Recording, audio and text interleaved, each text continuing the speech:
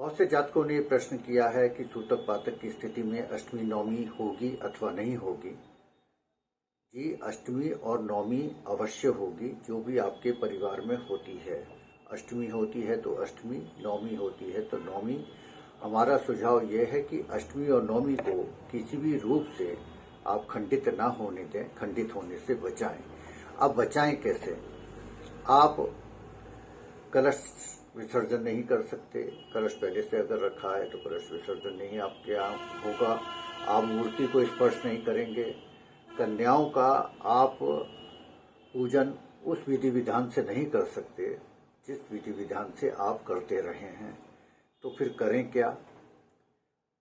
अच्छा तरीका ये है कि आप किसी पंडित जी को कहिए कि आपके निमित्त वो कन्या पूजन कर दें। कन्याओं को उपहार ही तो देने हैं, चुनरी देनी है, कुछ मीठा खिलाना है, हलवा खिलाना है या कॉपी किताबें दान देनी है। तो ये कार्य कोई भी कर सकता है। आपके गोत्र से नहीं हो सकता, लेकिन आपके निमित्त दूसरे गोत्र के लोग कर सकते हैं, पंडित जी कर सकते हैं। तीसरी सुझाव मेरा ये भी है कि कन्याओं के, बेटियों के चरण पखारने से, उनके पैरों पर जल लगाने से और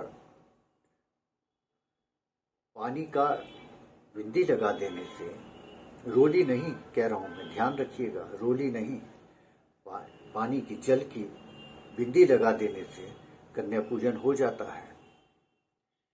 दक्षिणा दे दीजिए कुछ, दक्षिणा में कोई दिक्कत नहीं है।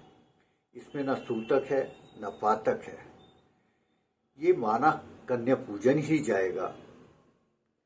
जल ऐसी चीज है, जल का अर्थ है जन्म से मृत्यु तक। ना सूतक है ना पातक है। आप प्रतीकात्मक रूप से कन्या पूजन कर सकते हैं। तो इसलिए सूतक पातक से बचते हुए आप कन्या पूजन कर सकते हैं। रास्ते बहुत निकल सकते हैं। आप अपने गोत्र से ही तो नहीं कर सकते, आप दूसरे गोत्र से भी कर सकते हैं। आपके कोई नाते रिश्तेदार हो सकते हैं, आपके कोई दोस्त हो सकते हैं, आपकी मौसी हो सकती हैं, कोई भी हो सकता है जो आपके निमित्त ये कार्य करते हैं। तो सूतक पातक से आप बच सकते हैं। रही बात, कुछ बहनों ने ये प्रश्न किया कि यदि हमको पीरियड हो और घर में कोई करने वाला ना हो तो ऐसी स्थिति में हम क्या करें? आप भी वही कीजिए जो मैंने अभी बताया। किसी को भी कह दीजिए, वो कर देंगे। लेकिन अष्टमी और नवमी को खंडित ना होने दीजिए। ये इसलिए कह रहा हूं कि यदि अष्टमी या नवमी जो भी आपके परिवार में होती है वो एक बार खंडित हो गई तो फिर उसका निवारण बहुत मुश्किल हो जाता है और पीढ़ी दर पीढ़ी वो चीजें चलती रहती हैं। जैसे मैं अपना उदाहरण बताऊं कि हमारे परिवार में कभी नवमी होती थी, लेकिन हमारे ताऊ जी की डेथ हुई उस पर, तो वो नवमी हमारे लिए खंडित हो गई, हम अष्टमी करने लगे। लेकिन अब कुछ प्रश्न ये भी आए, एक बहन ने ये प्रश्न किया कि यदि अष्टमी पे डेथ हो जाए तब हम क्या करें? तो साहब नवमी कर लीजिए।